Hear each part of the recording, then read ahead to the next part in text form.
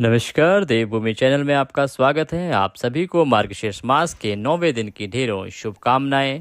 आज आप सुनेंगे मार्गशीर्ष मास के आगे का महात्म्य और साथ ही सुनेंगे श्रीमद् भागवत गीता का आज का एक अध्याय। आरंभ करें उससे पहले निवेदन है कि कृपया भगवान का नाम जयकारे के साथ अवश्य लगाएं।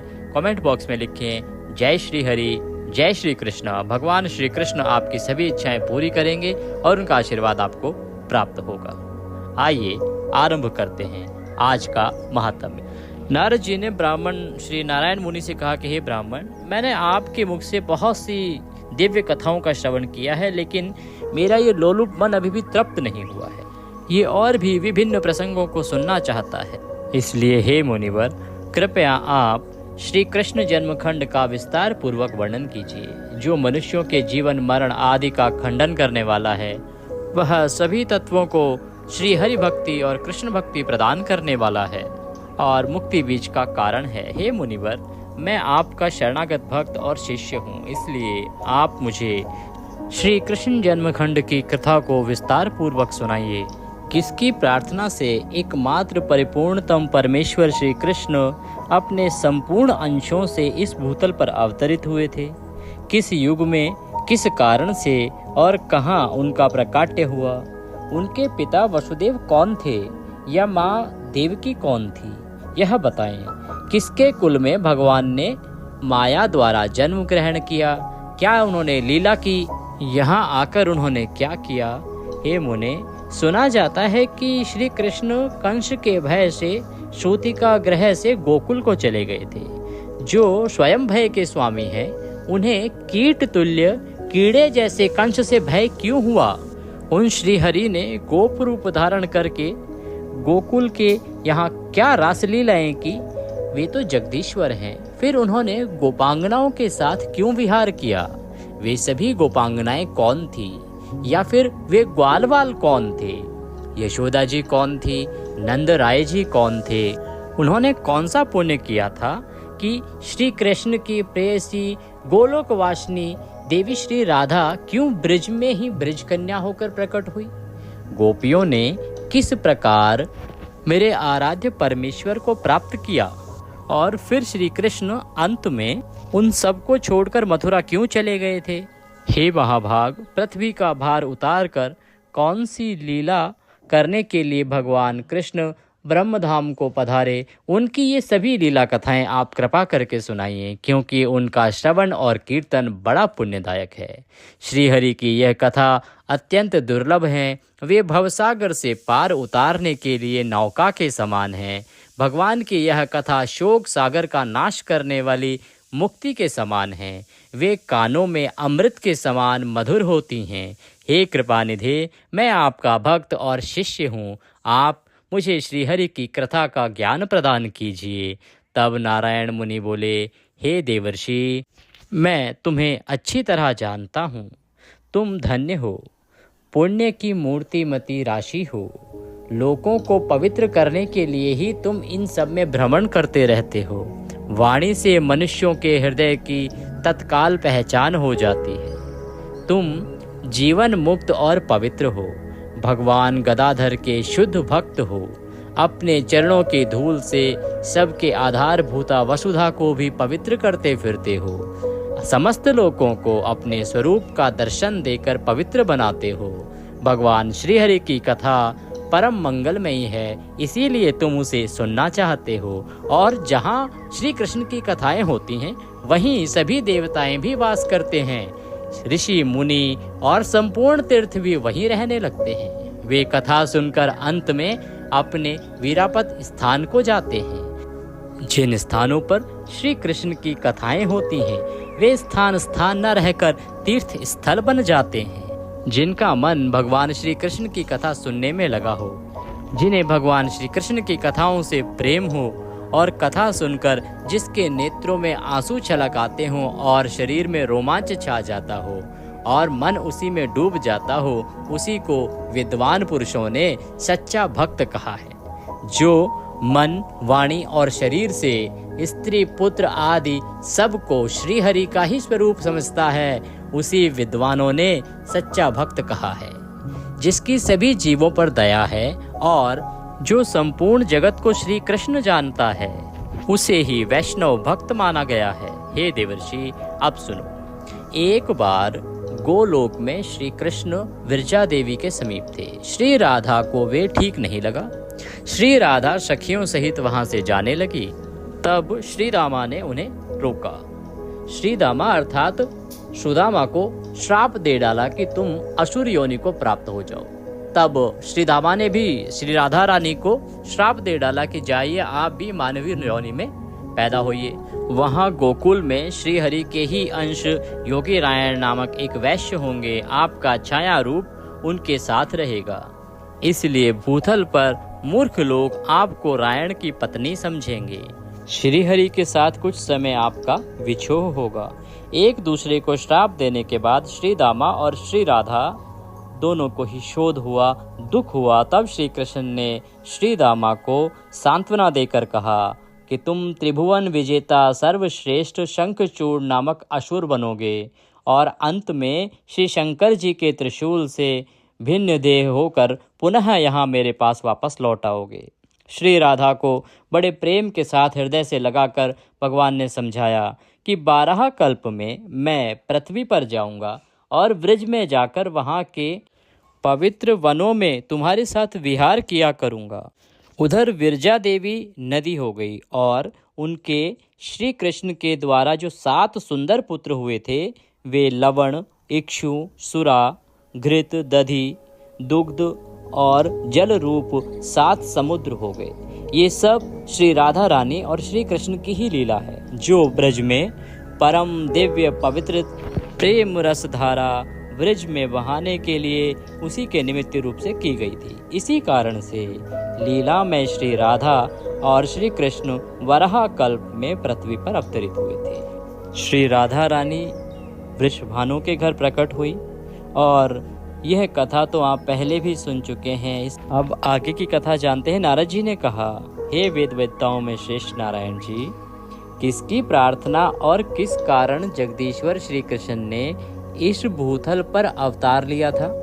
तब श्री नारायण जी कहने लगे, प्राचीन समय की बात है। 12 कल्प में पृथ्वी असुरों के अधिक भार से आक्रांत हो गई थी, संतप्त हो गई थी। इसलिए शोक से पीड़ित होकर वह ब्रह्मा जी की शरण में गई। उसके साथ साथ असुरों द्वारा सताए गए देवता भी थे, जिनका मन अत्यंत उद्विग्न हो रहा था, परेशान हो रहा था। पृथ्वी उन देवताओं के साथ ब्रह्मा जी की दुर्गम सभा में गई। वहां उन्होंने देखा कि देवेश्वर ब्रह्मा जी ब्रह्म तेज से जाजल्यमान हो रहे हैं और बड़े बड़े ऋषि मुनि उनकी सेवा में वहां पर उपस्थित हैं। वहां पर जाकर देखा कि ब्रह्मा जी कृष्ण इस 2 अक्षर के परम शक्ति में तेज में नाम का जप कर रहे थे। उनके नेत्र उस समय भक्ति जनित आनंद के आंसुओं से भरे हुए थे और उनके पूरे शरीर में रोमांच हो आया था। हे मुने, देवताओं सहित पृथ्वी ने भक्ति भाव से चतुरानन को प्रणाम किया और दैत्यों के भार आदि का सारा वृतांत उन्हें कह सुनाया। आंसू भरे नेत्रों और पुलकित शरीर से वह ब्रह्मा जी की स्तुति और अनुरोध करने लगे। रोते हुए ब्रह्मा जी की स्तुति करने लगे। तब जगतदाता ब्रह्मा जी ने उससे पूछा कि हे भद्रे, तुम क्यों स्तुति कर रही हो और रो रही हो? बताओ, किस उद्देश्य से तुम्हारा यहाँ आना हुआ है? विश्वास करो, तुम्हारा अवश्य ही भला होगा। हे कल्याणी, अब शांत हो जाओ। मेरे रहते भला तुम्हें क्या भय है? इस प्रकार पृथ्वी को आश्वासन दे के ब्रह्मा जी ने देवताओं से बड़े आदर पूर्वक पूछा, हे देवता गणों, किस लिए तुम्हारा मेरे पास आना हुआ है, आप बताइए। ब्रह्मा जी की बात सुनकर देवता लोग उन प्रजापति से बोले, हे प्रभु, सभी दैत्यों के भार से ये पृथ्वी दबी हुई है और हम भी इनके कारण संकट में पड़ गए हैं। दैत्यों ने हमें ग्रस लिया है और उन्होंने स्वर्ग पर भी अपना अधिकार कर लिया है। आप हमारे रक्षक हैं, आप ही कृपया हमारा उद्धार कीजिए। हे भगवान, आप ही इस पृथ्वी की गति को शांति प्रदान कीजिए। हे पितामह, यह पृथ्वी जिस भार से पीड़ित है उसी से हम भी दुखी हैं, इसलिए आप उस भार को दूर कीजिए। देवताओं की बात सुनकर चतुरानन ब्रह्मा जी ने पृथ्वी से पूछा, बेटी, तुम भय छोड़कर मेरे पास सुखपूर्वक रहो। बताओ, किनका ऐसा भार आ गया है जिसे तुम सहन नहीं कर पा रही हो, जिसे सहन करने में तुम असमर्थ हो गई हो? भद्रे, मैं उस भार को दूर करूंगा और निश्चय ही तुम्हारा भला भी होगा। ब्रह्मा जी का ये वचन सुनकर पृथ्वी के मुख पर प्रसन्नता छा गई। वह जिस जिस कारण से त्रस्त हुई थी, अपनी पीड़ा के कारण को कहने लगी। तात सुनिए, मैं अपने मन की व्यथा बता रही हूँ। विश्वासी बंधु बांधव के सिवा दूसरे किसी को भी मैं ये बात नहीं बता सकती, क्योंकि स्त्री जाति अबला होती है। अपने सगे बंधु, पिता, पति और पुत्र सदा उसकी रक्षा करते हैं, परंतु दूसरे लोग निश्चय ही उसकी निंदा करने लगते हैं। जगत पिता, आपने मेरी सृष्टि की है, इसलिए आपसे मैं अपने मन की बात कहने में कोई संकोच नहीं करती हूँ। मैं जिनके भार से पीड़ित हुई हूँ, अब उनका परिचय देती हूँ, आप सुनिए। जो श्री कृष्ण भक्ति से हीन है, जो श्री कृष्ण भक्त की निंदा करते हैं, उन महापापी मनुष्यों के भार को सहन करने में मैं अब सर्वथा असमर्थ हो गई हूँ। जो अपने धर्म के आचरण से शून्य और नित्य कर्म से रहित हैं, जिनकी वेदों में श्रद्धा नहीं है, जो माता पिता, गुरु, पत्नी, पुत्र और पौष्य वर्ग का पालन पोषण नहीं करते हैं, उनका भार वहन करने में मैं असमर्थ हूँ। हे पिताश्री, जो झूठ बोलते हैं, जिनमें दया और सत्य का अभाव है, और जो गुरुजनों और देवताओं की निंदा करते हैं, उनके भार से मुझे बड़ी पीड़ा होती है।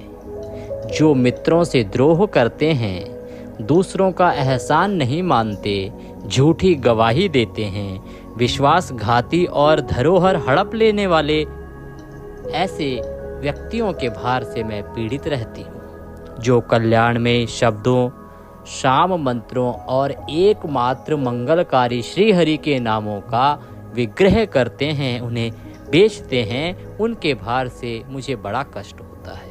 हे पितामह, शंख चूर्ण के भार से जिस तरह मैं पीड़ित थी, उससे भी अधिक दैत्यों के भार से मैं पीड़ित हूँ।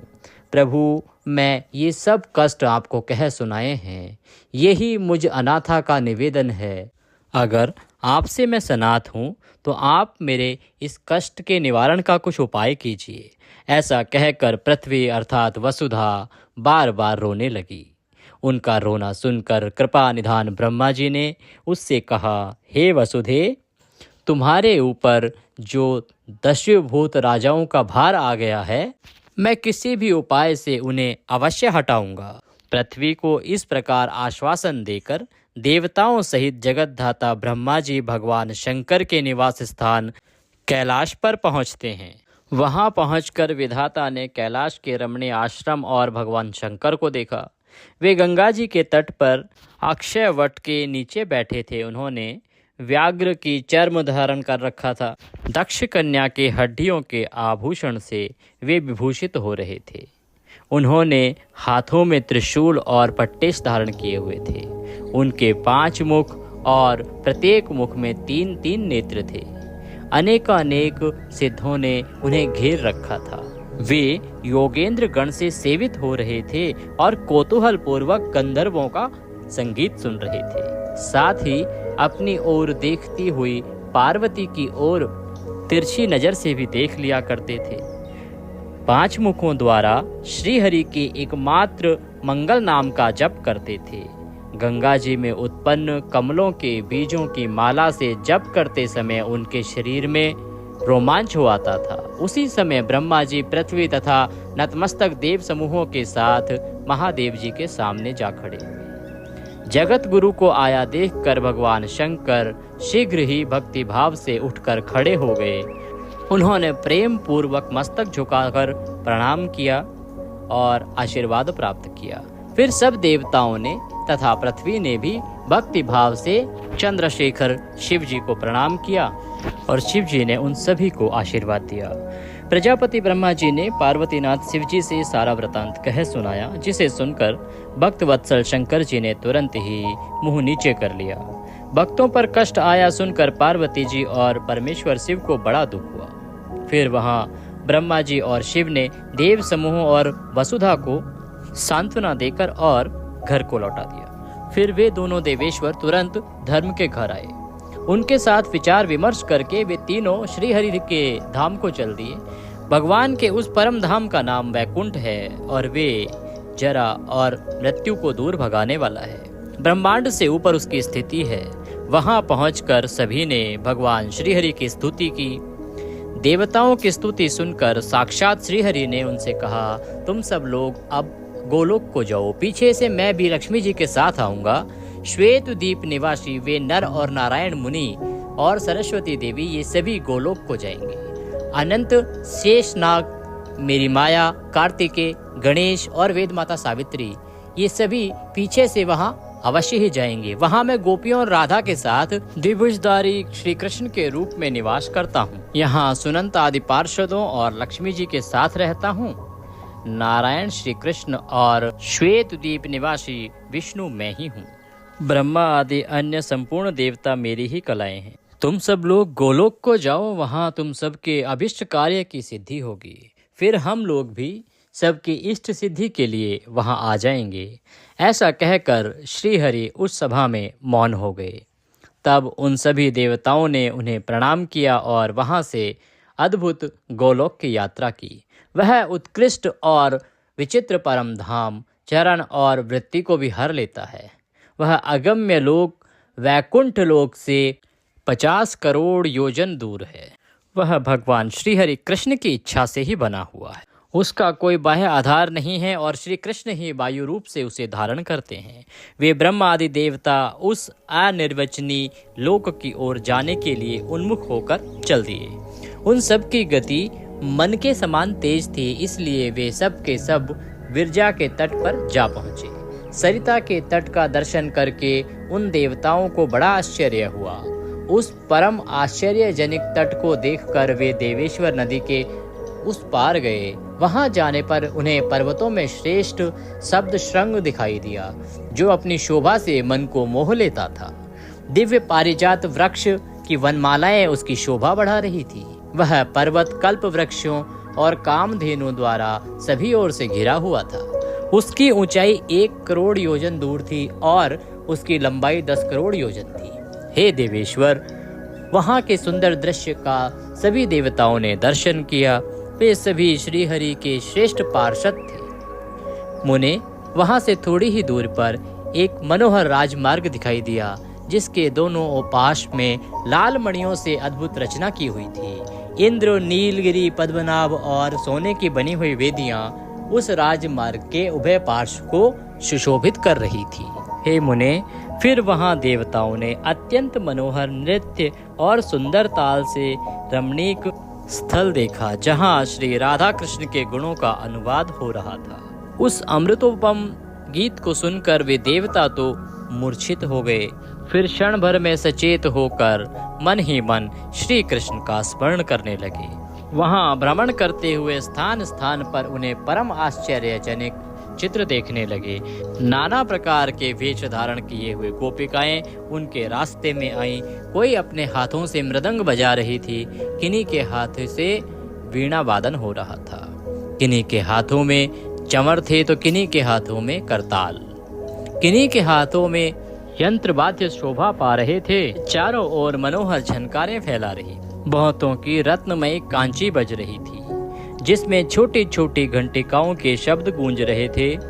किसी के माथे पर जल से भरे घड़े थे, जो तरह तरह के नृत्य के प्रदर्शन का मनोरथ लेकर खड़ी हुई थी। नारद कुछ दूर और आगे जाने पर उन्होंने बहुत से आश्रम देखे, जो राधा जी की प्रथम सखियों के आवास स्थान थे। वे रूप, गुण, वेश, यौवन, सौभाग्य और अवस्था में एक दूसरे के समान थे। श्री राधा के सम्यक सखियां 33 गोपियां हैं। जिनकी वेशभूषा अवांछनीय है। उनके नाम भी सुनो: सुशीला, शशिकला, यमुना, माधवी, रति, कदम्बमाला, कुंती, जाह्नवी, स्वयंप्रभा, चंद्रमुखी, पद्ममुखी, सावित्री, सुधामुखी, शुभा, पद्मा, मारिजाता, गौरी, सर्वमंगला, कालिका, कमला, दुर्गा, भारती, सरस्वती, गंगा, अंबिका, मधुमती, चंपा, अपर्णा, सुंदरी, कृष्णप्रिया, सती, नंदिनी और नंदना, ये सब की सब समान रूप वाली हैं। इनके शुभ आश्रम रत्नों और धातुओं से चित्रित हैं। तरह तरह के चित्रों से चित्रित होने के कारण ये बड़े ही सुंदर लग रहे हैं। उनके शिखर पर बहुमूल्य कलश स्थापित हैं और उत्तम रत्नों द्वारा उनकी रचना की गई है। गोलोक ब्रह्मांड से बाहर और ऊपर है, उसके ऊपर कोई दूसरा लोक ही नहीं है। उसके ऊपर तो सब कुछ शून्य ही है, वहीं तक सृष्टि की अंतिम सीमा है। 7 रसातल से भी नीचे सृष्टि नहीं है। रसातलों से नीचे जल और अंधकार है, जो कि अगम्य और अदृश्य है। हरे कृष्णा। आज के अध्याय को हम यहीं विराम देंगे। अगले अध्याय में हम सुनेंगे आगे का वृतांत। बोलिए कृष्ण कन्हैया लाल की जय। आपसे निवेदन है कि भगवान श्री कृष्ण की कृपा प्राप्त करने के लिए कमेंट बॉक्स में अवश्य लिखें जय श्री कृष्णा, जय श्री राधे कृष्णा। भगवान कृष्ण आपका कल्याण करेंगे। आइए अब सुनेंगे हम मार्गशीर्ष मास में सुने जाने वाला श्रीमद् भागवत गीता का आज का अध्याय। अर्जुन ने कहा, हे पुरुषोत्तम, वह ब्रह्म क्या है, आध्यात्म क्या है, कर्म क्या है, अधिभूत नाम से क्या कहा गया है और अधिदैव किसको कहते हैं? हे मधुसूदन, यहाँ अधियज्ञ कौन है और वह इस शरीर में कैसे है तथा युक्त चित्त वाले पुरुषों द्वारा अंत समय में आप किस प्रकार जानने में आते हैं? श्री भगवान कहने लगे, परम अक्षर ब्रह्म है, अपना स्वरूप अर्थात जीवात्मा अध्यात्म नाम से कहा जाता है तथा भूतों के भाव को उत्पन्न करने वाला जो त्याग है वह कर्म नाम से कहा गया है। उत्पत्ति विनाश धर्म वाले सब पदार्थ अधिभूत हैं। हिरण्यमय पुरुष अधिदैव हैं और हे देहधारियों में श्रेष्ठ अर्जुन, इस शरीर में वासुदेव ही अंतर्यामी रूप से अधियज्ञ हैं। जो पुरुष अंत काल में मुझको ही स्मरण करता हुआ शरीर को त्याग कर जाता है वह मेरे साक्षात स्वरूप को प्राप्त होता है, इसमें कुछ भी संशय नहीं है। हे कुंती पुत्र अर्जुन, यह मनुष्य अंत काल में जिस जिस विभाव को स्मरण करता हुआ शरीर का त्याग करता है उसको ही प्राप्त होता है, क्योंकि वह सदा उसी भाव से भावित रहता है। इसलिए हे अर्जुन, तू सब समय में निरंतर मेरा स्मरण कर और युद्ध भी कर। इस प्रकार मुझ में अर्पण किए हुए मन बुद्धि से युक्त होकर तू निसंदेह मुझको ही प्राप्त होगा। हे पार्थ, यह नियम है कि परमेश्वर के ध्यान के अभ्यास रूप योग से युक्त दूसरी और ना जानने वाले चित्त से निरंतर चिंतन करता हुआ मनुष्य परम प्रकाश रूप दिव्य पुरुष को अर्थात परमेश्वर को ही प्राप्त होता है। जो पुरुष सर्वज्ञ, अनादि, सबके नियंता, सूक्ष्म से भी अति सूक्ष्म, सबके धारण पोषण करने वाले, अचिंत्य स्वरूप सूर्य के सदृश नित्य चेतन प्रकाश रूप और अविद्या से अति परे शुद्ध सच्चिदानंदन घन परमेश्वर का स्मरण करता है, वह भक्ति युक्त पुरुष अंत काल में भी योग बल से भ्रकुटी के मध्य में प्राण को अच्छी प्रकार स्थापित करके फिर निश्चल मन से स्मरण करता हुआ उस दिव्य रूप परम पुरुष परमात्मा को ही प्राप्त होता है।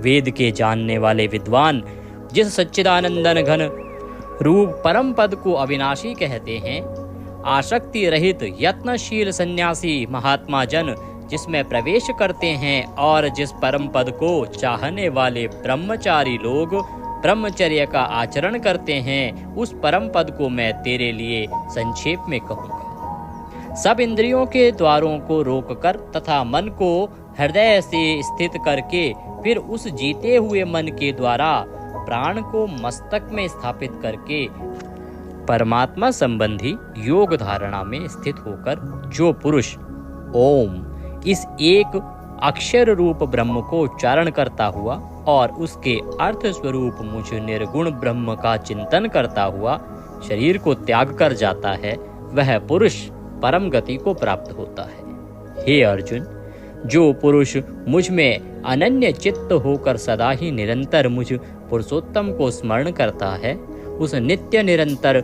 मुझ में युक्त हुए योगी के लिए मैं सुलभ हूँ, अर्थात उसे सहज ही प्राप्त हो जाता हूँ। परम सिद्धि को प्राप्त महात्मा जन मुझको प्राप्त होकर दुखों के घर एवं क्षणभंगुर पुनर्जन्म को नहीं प्राप्त होते।